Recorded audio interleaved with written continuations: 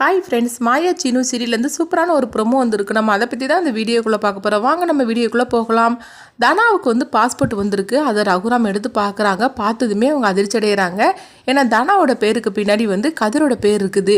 இதை பார்த்ததுமே ரகுராம் கத்தவும் உடனே எல்லாருமே வீட்டிலேருந்து வந்துருந்தாங்க. என்னாச்சு அப்படின்னு சொல்லிட்டு கேட்கும்போது, அம்மா தனாவோட பேருக்கு பின்னாடி எப்படி கதிரோட பேர் வரும், ஏன் பேர்லாம் வந்திருக்கணும் அப்படின்னு பாஸ்போர்ட் கொண்டு வந்தவங்ககிட்ட போட்டு ரகுராம் திட்டவும், அப்போ அவங்க சொல்கிறாங்க, என்ன சார் இந்த மாதிரிக்கு பேசிட்டு இருக்கிறீங்க, கல்யாணம் முடிஞ்சிருச்சுன்னா தனாவோட பேருக்கு பின்னாடி அவங்க கணவர் பேர் தானே வரணும், அதுக்கப்புறமா உங்க பேர் வரணும்னு நீங்க எப்படி சொல்லலாம் அப்படிங்கும்போது, என்ன சொல்றீங்க நீங்க, என் பொண்ணு ஒரு பேருக்கு பின்னாடி என் பேரு தான் ஆகணும், நான் வர வச்சு காட்டுறேன்னா இல்லையான்னு பாருங்க அப்படின்னு ரகுராம் ரொம்பவே கோவத்தோட பேசுவோம். தனா சோகத்தோட அழுதுகிட்டு இருக்கிறாங்க.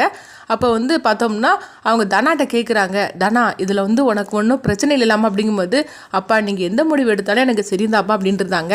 இப்படி சொன்னதுமே மாயா இது எல்லாத்தையுமே பார்த்துட்டு இருக்கிறாங்க. அடுத்து பார்த்தோம்னா ரகுராம் வெளியே போகிறாங்க. போயிட்டு ஒரு கையில் ஒரு டாக்குமெண்ட் மாதிரி ஒன்று எடுத்துகிட்டு வராங்க. தனா இதில் நீ கையெழுத்து போடு அப்படிங்கிறாங்க. அப்போ வீட்டில் உள்ள ஒருத்தருக்குமே ஒன்றும் புரிய மாட்டுக்கு, என்னது ரகுராம் என்ன கொண்டுட்டு வந்திருக்கிறாரு, ஒன்றுமே புரியல அப்படின்னு சொல்லிட்டு, அது என்னன்னு சொல்லி படிச்சு பாரு அப்படின்னு சொல்லிட்டு ஜானகி சொல்கிறாங்க. அப்போ தனா சொல்கிறாங்க, அப்பா எதில் கையெழுத்து போட சொன்னாலும் சரி தான் நான் கையெழுத்து போடுவோம் அப்படிங்கிறாங்க. அப்போ ரகுராமோட அம்மா சிவா மணி இவங்க எல்லாருமே கேட்குறாங்க, அதில் என்னதான் எழுதியிருக்கு அப்படின்னு சொல்லி கேட்கும்போது, உடனே பார்த்தோம்னா ரகுராம் சொல்கிறாங்க, அது விவாகரத்து நோட்டீஸ் அப்படிங்கிறாங்க. இதை கிட்டதுமே குடும்பத்தில் உள்ள அவ்வளோருமே ஆடி போய் நிற்கிறாங்க. உனக்கு புரிஞ்சுதான் எடுத்திருக்கிறியா அப்படின்னு சொல்லிக்கிட்டு எல்லாருமே அவங்ககிட்ட கேட்கவும், பத்மா சொல்கிறாங்க, அண்ணா என்ன முடிவு எடுத்தாலும் சரியான முடிவு தான் எடுப்பாரு, நீங்கள் எதுக்காக இந்த மாதிரிக்கு தடுத்து நிறுத்திட்டு இருக்கீங்க அப்படின்னு சொல்லிட்டு அவங்க ரகுராமோட அம்மா கிட்டையும் அவங்க ஜானகிட்டையும் சொல்லவும், அப்போ மணி சொல்கிறாங்க, இங்கே பாரு பத்மா இதில் நீ தலையிட்டு இருக்காத அப்படின்னு சொல்லிக்கிட்டு, என்ன மாப்பிள்ள நீங்கள் இந்த மாதிரிக்கு முடிவு எடுத்திருக்கிறீங்க, தனாவும் கதிரும் ஒன்று சேரணும்னு சொல்லி நாங்கள் எல்லாருமே எதிர்பார்த்துட்டு இருக்கிறோம், நீங்கள் என்னன்னா அவங்க ரெண்டு பேரும் பிரித்து விடுறதுக்காக டைவர்ஸ் பேப்பரில் கையெழுத்து போட சொல்லி தனாட்ட கேட்டுட்டு இருக்கிறீங்களா அப்படிங்கும் போது, அப்போ தனாவை கூப்பிட்றாங்க ரகுராம். அப்போ தனா வரவும் அப்போ ரகுராம் கேட்குறாங்க, என்ன தனா நான் எடுத்த முடிவு சரிதானா அப்படின்னு சொல்லி கேட்கவும், அப்போ ஜானகி மாயா எல்லாருமே பதட்டத்தோடு இருந்துட்டு இருக்கிறாங்க. தனா அப்படி சொல்லக்கூடாது, அதாவது ரகுராம் எடுத்த முடிவுக்கு சம்மதிக்க கூடாது அப்படின்னு நினச்சிட்டு இருக்கவும் தனா சொல்லியிருந்தாங்க, அப்பா நீங்கள் என்ன முடிவு எடுத்தாலும் நான் அதில் சரிதான்பா, நான் நீங்கள் சொன்ன மாதிரிக்கு நான் கையெழுத்து போட்டு கொடுக்குறேன்பா அப்படின்றதாங்க. அப்போ இதெல்லாம் பார்த்துட்டு கதிர் கண்கலங்கி நின்றுட்டு இருக்கவும், மாயா ரகுராம் கிட்ட பேசுறதுக்காக வரும்போது ரகுராம் சொல்றாங்க, இங்க பாரு மாயா, இந்த விஷயத்துல நீ தலையிடாத, ஒழுங்கு மரியாதை இங்கிருந்து போயிரு, இது எனக்கும் என் பொண்ணுக்கான விஷயமாக்கும், அவளே சரின்னு சொல்லி சம்மதிச்சிட்டா அப்படின்னு சொல்லவும், உடனே தனா நீ கையெழுத்து போடுவியா மாட்டி அப்படின்னு ரகுராம் கேட்கும் போது, தனா நான் கையெழுத்து போடுதப்பா அப்படின்னு சொல்லிட்டு கையெழுத்து போட்டு கொடுத்துருந்தாங்க. இதை பார்த்ததுமே கதிர் எதுவுமே பேசாம அமைதியாக அங்கேருந்து கிளம்பி போயிருந்தாங்க. இதனால மாயாவுக்கு என்ன பண்ணது தெரியல. ஜானகியும் சாமி கிட்ட நின்று அவங்க அழுதுகிட்டு இருக்கிறாங்க, என் பொண்ணுக்காக தானே நான் எல்லாமே பண்ணினேன், கடைசியில் என் பொண்ணோட வாழ்க்கை இந்த மாதிரி நடந்து போச்சுதா, ஐயோ சாமி கடவுளே, எப்படியாவது என் பொண்ணவும் கதிரையும் ஒன்று சேர்த்து வை கடவுளே அப்படின்னு சொல்லிக்கிட்டு ஜானகி அவங்க கதறி அழுதுகிட்டு இருக்கிறாங்க. இதை பார்த்துட்டு மாயா என்ன பண்ணுதுங்கன்னு தெரியல.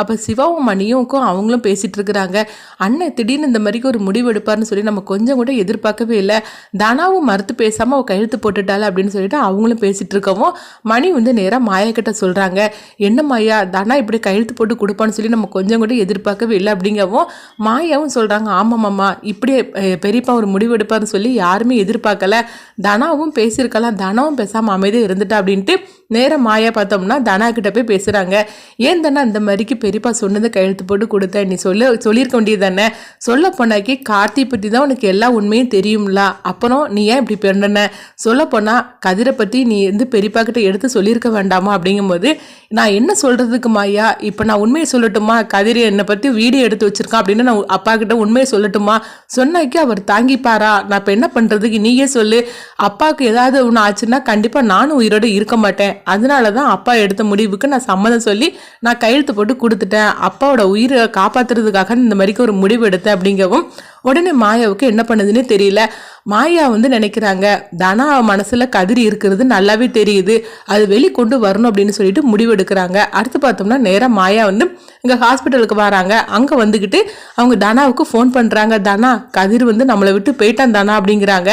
நீ என்ன மாயா சொல்கிற, எனக்கு ஒன்றும் புரியல அப்படிங்கவும், அப்போ மாயா அழுதுகிட்டே சொல்கிறாங்க, கதிர் வந்து நம்மளை விட்டுட்டு போயிட்டான், அவனுடைய கதை முடிஞ்சு போச்சு, இது அவன் பைக்கில் போயிட்டு இருந்தான், அப்படியே வந்து அவன் கீழே விழுந்துட்டான், அந்த மாதிரி நடந்து போச்சு அப்படிங்கவும் கதிரை அழுது துடிச்சிருந்தாங்க தனா. இப்போ எங்கே இருக்கிறீங்க அப்படின்னு சொல்லிட்டு கேட்கும்போது, அப்போ எங்கே இருக்கிறோம் அப்படின்னு சொல்லிட்டு அந்த ஹாஸ்பிட்டலில் போய் சொல்லவும் தனா வந்து அங்கே ஓடி வராங்க. பார்த்தோம்னா ஒரு இதில் வந்து தலையில் மூடின மாதிரிக்கு ஒருத்தங்களை வச்சுருக்குறாங்க. அதை பார்த்துட்டு தனா வந்து கதிரை அழுதுகிட்டே இருக்கிறாங்க. நான் வந்து உன்னை தானே நினச்சிட்டு இருக்கிறேன், நீ ஏன் இந்த மாதிரிக்கு முடிவெடுத்த, உனக்கே அப்படி நடந்து போச்சுது, நீ இல்லாத இதில் நானும் நம்மள உயிரோடு இருக்க மாட்டேன் அப்படின்னு சொல்லிட்டு எனக்கு நீ வேணும் அப்படின்னு சொல்லி கதிரை அழுதுகிட்டு இருக்கிறாங்க. அப்போ வந்து அங்கே கதிர் வராங்க.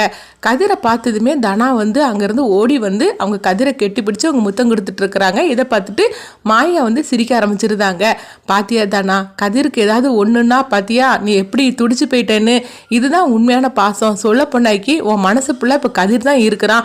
நான் சொன்னோம்ல கதிர், நீ கூட நம்ப மாட்டேன்னு சொன்னேல்ல, பாத்தியா தனா உன் மேலே எவ்வளோ அன்பு வச்சிருக்கா அப்படின்னு சொல்லவும் பார்த்தோம்னா அதுக்கப்புறமா குடும்பத்தில் உள்ள அவ்வளோருமே வராங்க, முக்கியமாக ரகுராம். அப்போ தனா மனசில் கதிர் இருக்கிறானா அப்படின்னு சொல்லிட்டு ரகுராமும் ஒரு முடிவு எடுக்கிறாங்க. இதுக்கு பிறகு நம்ம தனாவும் கதிரையும் பிரிக்கக்கூடாது அப்படின்னு சொல்லிட்டு ரகுராம் வந்து நினைக்க ஆரம்பிப்பாங்களா, இல்லைன்னா இதுக்கு பிறகும் தன்னுடைய பிடிவாதம் தான் முக்கியம்னு சொல்லிக்கிட்டு தனாவையும் கதிரையும் பிரிக்கிறதுக்காக அவங்க ஏதாவது பண்ணுவாங்களா.